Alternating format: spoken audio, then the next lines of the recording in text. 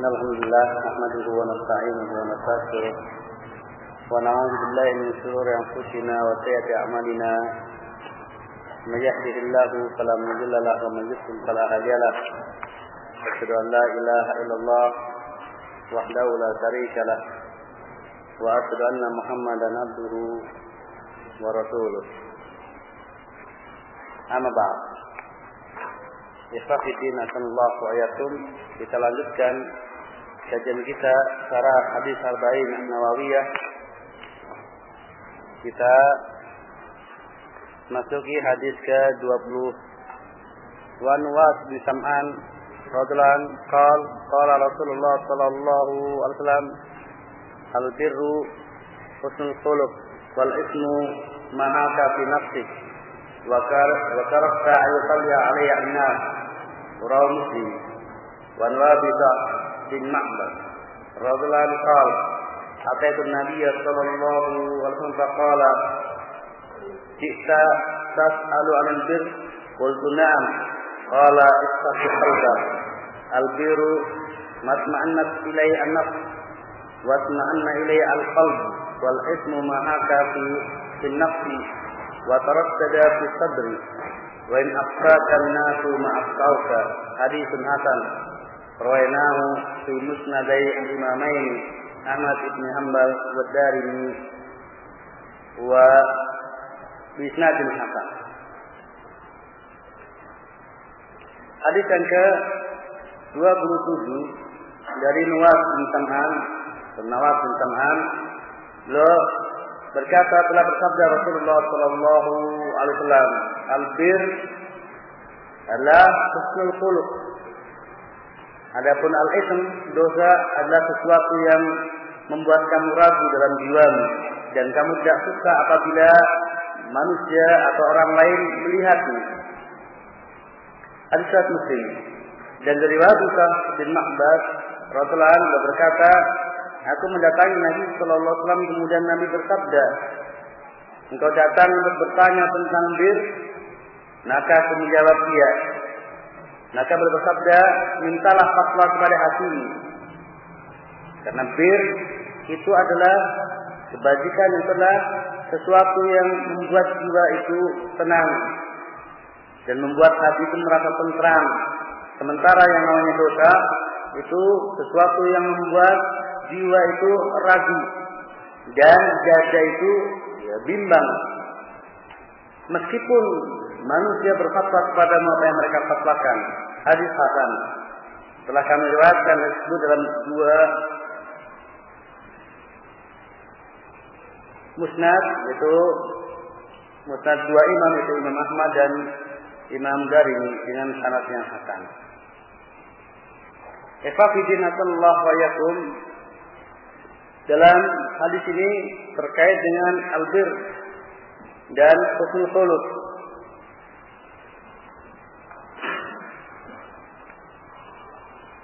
Albir adalah kebajikan, semua yang disyaratkan oleh Allah Subhanahu wa taala. Seperti tersebut dalam firman Allah Ta'ala, wa ta'awanu 'alal birri wat taqwa. Al-Maidah ayat 2. Kalau asal katanya albir itu suatu kalimat yang menunjukkan banyaknya kebaikan.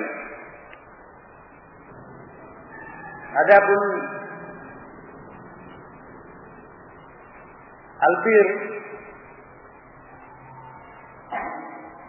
itu yang mencakup albir antara hubungan seorang hamba dengan Tuhannya dan albir yang terkait dengan hubungan sesama hamba. Adapun albir yang terkait dengan hubungan seorang hamba dengan Rabb-Nya itu berupa iman kepada Allah SWT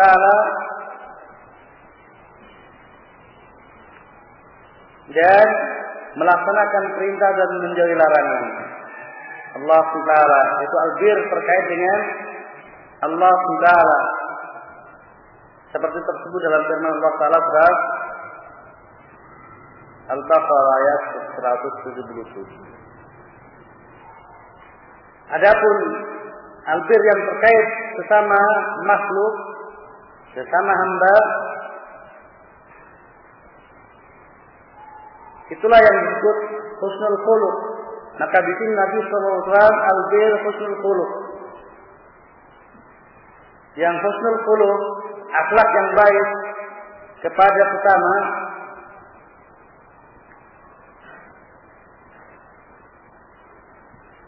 yaitu berupa badlun nada wa kaful adza.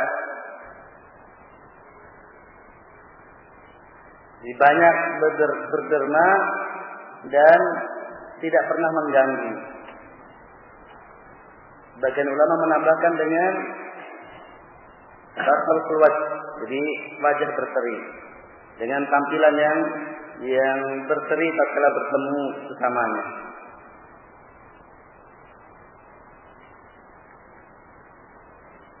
Itulah husnul khuluq kepada sesama. Walaupun sesungguhnya husnul khuluq juga sebagaimana bir terbagi dua, husnul khuluq kepada Allah dan husnul khuluq kepada sesama hamba.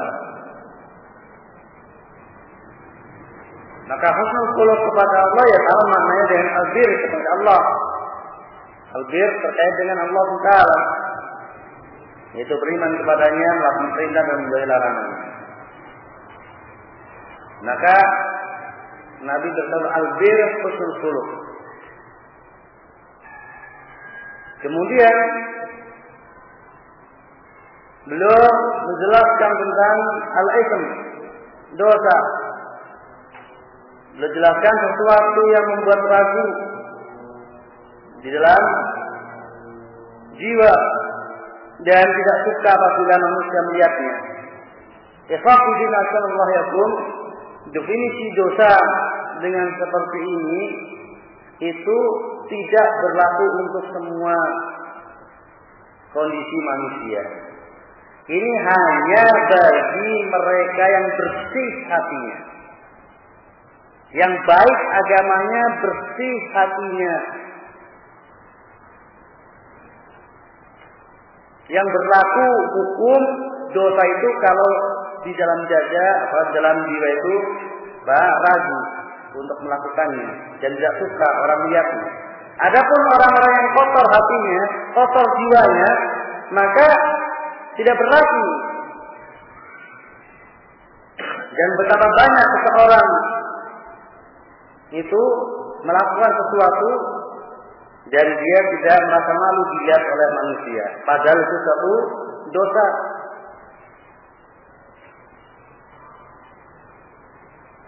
Dan betapa banyak orang tidak ragu-ragu untuk melakukannya, padahal itu dosa.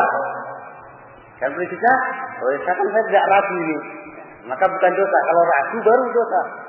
Kan tidak merasa bimbang untuk melakukan. Nah ini khusus. Jadi hukum ini khusus bagi yang mereka bersih hatinya. Dan kalau dilihat, ini adalah Rasulullah bersabda kepada orang tertentu. Waris memaha kafir nafsik, itu kepada, bisa dilihat di antaranya adalah hadis berikutnya. Itu Wabisah bin Ma'bad, seorang sahabat Nabi sallallahu alaihi wasallam. Rasul tahu bagaimana keadaan sahabat tersebut, dari kebersihannya dan semangatnya untuk beramal karena Allah Ta'ala semata, betul-betul ingin baik agamanya, bersih, sehingga Rasulullah dengan tegas mengatakan, istafti qalbah, minta fatwa kepada hati. Jadi ini sama dengan sebelumnya, khusus bagi mereka yang bersih hatinya. Dan untuk wabifah ini sudah ditafsir oleh Nabi SAW tatkala dipersilakan untuk minta fatwa kepada hatinya. Tatkala kemudian hatinya tenang, tentram untuk melakukan, tadi itu bukan dosa. Tapi kalau kemudian hatinya tidak tentram, kok bisa melakukan sesuatu tersebut, maka itu bukti itu dosa. Tapi ingat, ini khusus bagi mereka yang bersih hatinya. Dan hadis ini bukan dalil bagi orang-orang sufiyah untuk sedikit-sedikit istabdil qalbah.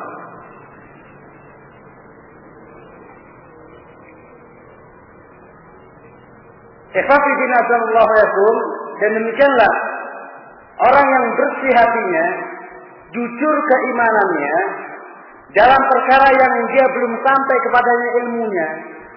Apakah itu halal atau haram?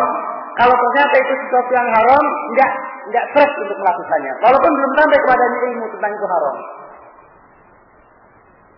Jadi ini pun tidak dibawa kepada apa? Kepada sesuatu yang sudah jelas halalnya atau sudah jelas haramnya. Kalau sudah jelas haramnya, walaupun hati tentram untuk melaksanakannya, ya tetap saja itu dosa. Walaupun jelas halalnya, kalau hati merasa ragu untuk melaksanakannya, ya tidak mengapa dilaksanakan. Maka saya selalu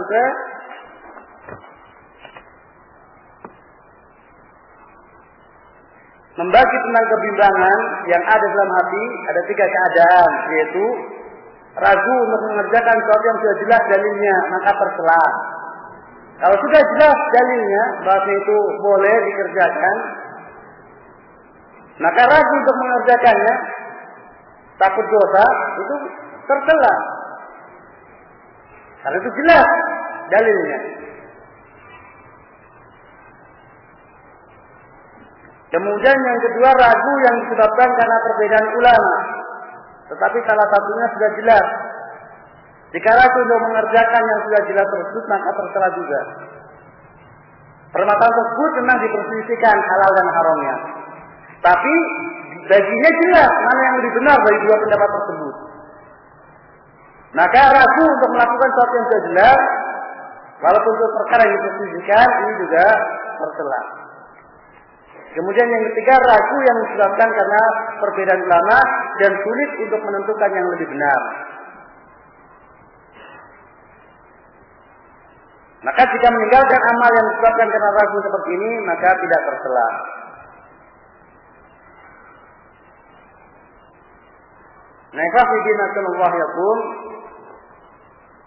Maka kalau kemudian kita betul-betul ingin mengabdi kepada Allah, ikhlas karena Allah Ta'ala, betul-betul apa yang kita lakukanlah didasari oleh ingin berpahala dan takut dosa, takut azab Allah Ta'ala. Kemudian kita ragu untuk melakukan sesuatu, maka itu alamat bahwasanya itu dosa. Maka jangan nekat. Jadi kita belum tahu hukum ini. Hukum ini kita belum tahu apakah boleh dikerjakan atau tidak. Dan kita ingin bertakwa kepada Allah Taala, ingin menjadi hamba Allah yang benar. Kemudian tatkala mau melakukan, kemudian muncul keraguan dalam jiwa kita. Maka itu alamat bahwa itu dosa. Maka jangan dikerjakan sementara kita ragu untuk mengerjakannya. Maka kalau kemudian sesuatu yang kita ragu untuk mengerjakannya, yang keraguan tersebut didasari karena keinginan takwa kita kepada Allah Ta'ala yang jelas hukumnya, namun kemudian manusia mematwakan kepada kita fatwa halalnya, tapi tetap tidak seret untuk mengerjakan, maka ya jangan nekat untuk mengerjakannya. Terbukti nanti kita bersabda wa in afsaka nas wa aftau. Jadi walaupun manusia memfatwakan bolehnya, namun kemudian tetap tidak tentram di hati, maka jangan dikerjakan. Jangan kemudian yang penting kan ada fatwa bolehnya. Tidak demikian. Kebersihan hati, walaupun ada fatwa bolehnya, kalau hati bersih dan itu merupakan dosa, mesti akan membuat tidak seret untuk mengerjakannya. Dan fatwa bisa salah. Fatwa itu bisa salah dan bisa keliru. Maka keliru kalau kemudian seseorang sesungguhnya dia ragu terhadap sesuatu, atau kemudian dia ingin melakukan sesuatu yang dia pun sudah tahu ini dosa. Cuma karena dia ingin melakukan sesuatu tersebut, maka kemudian dia meminta fatwa. Dan tentunya karena sudah ada kecenderungan, maka di dalam menanyakan fatwanya, meminta fatwa dia gambarkan dengan demikian. Oh, tidak boleh, tapi begini loh. Oh, kalau begitu boleh. Saya sudah dapat fatwa bolehnya. Kemudian dia amalkan. Adalah ini tetap saja tidak bisa stres. Kalau memang dia sendiri juga ragu kalau itu boleh dikerjakan. Dan fatwa munculnya boleh itu karena memang dia sendiri yang buat. Karena fatwa itu ya tergantung penggambaran masalah. Karena hukum itu tarafun an tasawuri. Jadi taraf dari gambarannya. Bagaimana yang digambarkan itulah keputusan hukumnya.